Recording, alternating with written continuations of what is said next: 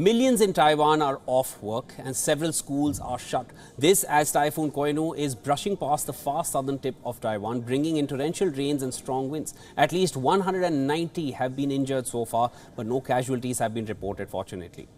According to the latest updates, Typhoon Koinu has generated record-breaking winds in the East Asian island. Taiwan's weather authority said the winds are gusting at a speed of more than 350 kilometers per hour. Koinu, which means puppy in Japanese, made landfall on Taiwan's Hengchun Peninsula as a Category 4 typhoon with winds gusting up to 252 kilometers per hour.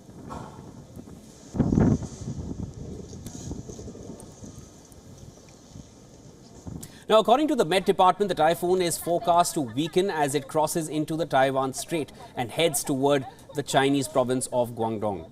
Meanwhile, torrential rains continue along Taiwan's east coast counties. Trees were seen swaying in the piercing winds with signboards ripped off their positions. Now, more than 200 domestic flights have been cancelled, while businesses and schools in urban areas of southern parts of Taiwan have been suspended. Nearly 3,000 people in mountainous regions were evacuated as a precaution.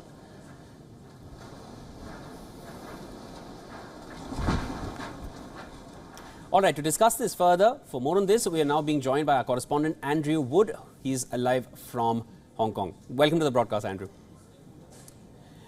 Andrew, what's the situation there and what more can you tell us? Of course, it is heading towards now the Taiwan Strait, and what is expected and what are the precautions which are being taken in the wake of this?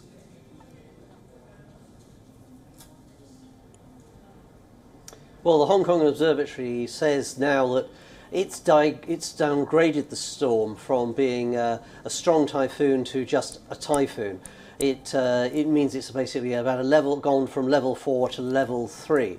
But that still means that you're getting winds of up to 150 kilometers per hour, even as the typhoon weakens. It seems to be heading westwards, directly westwards towards the coast of China, and then the track, according to the meteorologists, it's expected to turn sort of southwesterly and come within about 500 kilometers of Hong Kong. I mean, it's been pretty busy typhoon season. A lot of records have been broken, as you were saying there, about winds of up to 350 kilometers per hour in Taiwan. That appears to be a record. Here in Hong Kong, in the past couple of months, we've had examples of the worst rain for 139 years. So, as I say, this summer, this autumn is a pretty dire typhoon season. A lot of bad records have been broken. So we're essentially seeing it move towards China more, and it has reduced in intensity is what we're saying. Now, also, Andrew, you're saying it's the typhoon season.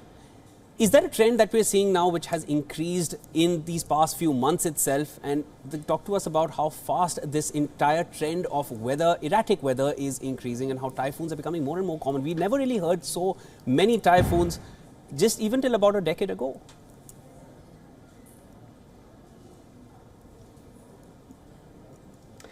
It is very difficult to say definitely that any particular typhoon has been caused by climate change. We do know that the warmer the sea is, the warmer the atmosphere, more water evaporates, and the more water evaporates, the more likely out there in the Pacific Ocean it is that a typhoon will form. But as I say, it's very difficult to say, if impossible, to say any particular typhoon was caused by global warming or climate change. But the averages, if you start seeing the averages go up, then, and I think that that we have seen a very busy typhoon season this year.